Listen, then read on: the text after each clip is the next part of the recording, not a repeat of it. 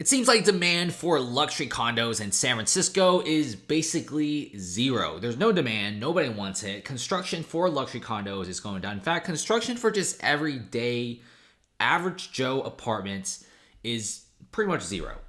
If you check out Zillow, if you look at the Bay Area real estate, it's completely devastated with pretty much most of the wealthy individuals already leaving, and even some of the units where it used to sell like hotcakes are no longer selling. I mean, back in the old days, if you told me like this condo right here, pretty much a new construction that looks very, very nice, fully renovated and in this very nice looking building in a good neighborhood, 2 bed, 2 bath, almost 1,000 square feet, selling for $1,000,000, I would buy this in a heartbeat. But now, nobody wants this. This was a unit that could have easily been sold for like $1.4 million at the peak. But now nobody wants it.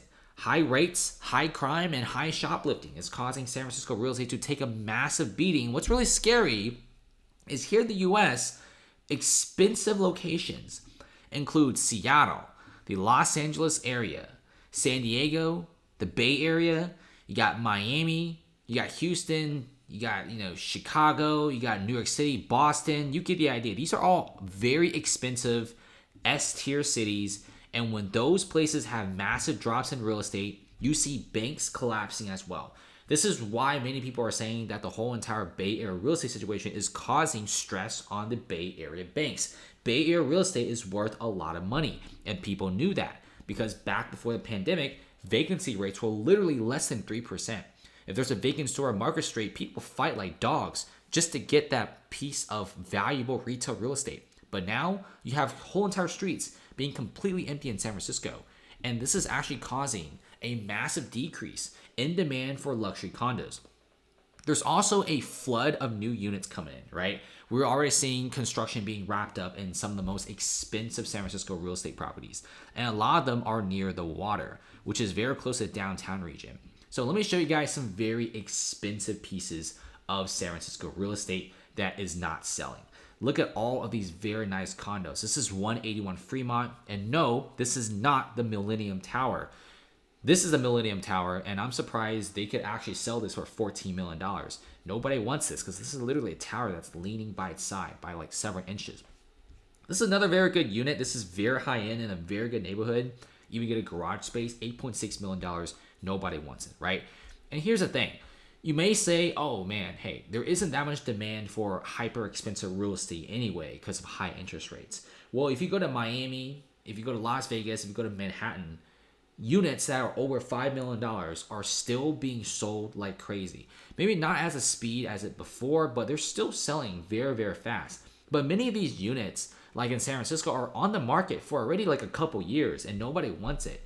And units like these, like $7.79 million, these price tags could have sold for $10 to $15 million back in the old days, but nobody really wants it anymore, right? And we're seeing a lot of these condos, like for example, the luxury 181 Fremont being completely empty. Not a single person wants it, and not to mention the property taxes are extremely expensive, the HOA is very expensive, and the home insurance is extremely expensive because San Francisco is in an earthquake zone. So that's not really that great. And you get the idea. And the affordable apartments aren't being built either.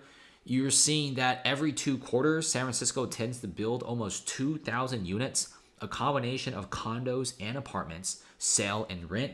Now, in the first 2 quarters of this year, they've only built like less than 300 units. So think about it, 2,000 units, 300 units. That's a huge difference. I mean, construction has dropped 80 to 90%. 2 of the massive luxury skyscraper projects have now completely be canceled. And not to mention, Sold Properties is now surrendering a brand new condo project in Mission Bay to the lender. Now here it is, a 24-unit building that was held up by San Francisco permit approvals. They were supposed to sell this during the peak price of San Francisco, but now they just enter the market and it's not even in like a bad neighborhood, right? People say like, oh, this is in the hood. No, it's not. This is in a very good neighborhood, right? This is in the dog patch. This is very near the coast, near the cool restaurants and shopping. It's right next to like, the Mission as well. Like this is a pretty decent neighborhood.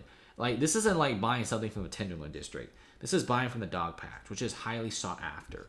And they're supposed to easily sell these. And per unit wise, it wasn't too expensive. Many units were under $1 million, but nobody wants to buy it. Not a single person wants to buy it because San Francisco real estate is so messed up right now. There's not a single investor that wants to buy. In fact, they've already lost 150,000 office workers. Because back in the old days, wealthy engineers, 150,000 of them, who used to commute to San Francisco to work, all really wanted to buy a unit in San Francisco because they could just pretty much not do that crazy high commute time. A lot of times when people live outside San Francisco, it's because it's so expensive, they're willing to do a commute. And everyone's goal was like save up money, buy a $1 to $1.5 million one-bedroom apartment. But now prices have dropped so much, nobody wants them. And even like some of the more average units, you know, some of the cheaper units under $1 million, they're not being sold anytime soon. Nobody wants these units, and not a single person wants to touch these units. And look at this. Like I said before, huge construction projects are being stalled.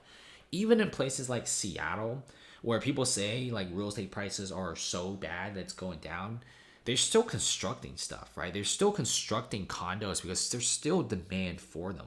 Same thing in Manhattan. People say people are leaving, but they're still building skyscrapers like there's no tomorrow because it sells. Same thing in Miami, Austin, Las Vegas. Lots of new construction suburbs, lots of condos because they sell like crazy. San Francisco, when you get approved for a massive tower like this, you take it. Because towers like these, they only offer out permits like a few times a year. So it's very rare for developers to get the green light to build massive skyscrapers because they do make a lot of money for the landlords, the developers, and the city themselves. The Hayes Point right here, which is next to Twitter, which is X, I guess. It's next to Uber, Lyft, Reddit, and several other tech companies, which many of them have closed down doors and moved employees to online. This is supposed to be a building that's supposed to make a lot of money because you're in like the civic area, you're near the tech companies. But now nobody wants them. They're being foreclosed and the land is being sent back to the lander. They even have like some high-end heavy set machinery already ready at the location, but nobody wants it, right? Nobody wants this plot of land. It's very sad to see the situation. And we're also seeing mortgage rates going to 8%. Just to wrap this up, just letting you guys know, 30-year mortgage heading to 8% is not great. It's hitting a high not seen since late 2000. And we're going to be seeing the treasuries going up. We're actually seeing less people willing to invest, especially in California real estate. Why invest in real estate with millions of dollars when you could buy treasuries and make a safe 4 to 5% a year just by putting your money in like the treasury area, right? The only way you lose money is if the whole entire country, they just goes bankrupt. That's not going to happen. So right now we're seeing a lot of top-end, high-tech investors who used to purchase a lot of real estate, and that's what really drives up the price. They're no longer buying. Why would you risk that much money at something that risky these days when you could just buy treasuries, buy bonds, buy CDs? Such a safer option. That's exactly what's happening. We're seeing many construction companies, many investing companies investing less in real estate and investing more in other assets, which make more, in fact, in some areas, and they're guaranteed to make money, and also they're way safer. So thanks for watching, guys. Comment below, like, comment, and subscribe for more. Lots of real estate news about San Francisco and the rest of the country. It's a crazy real estate climate out there. Get ready.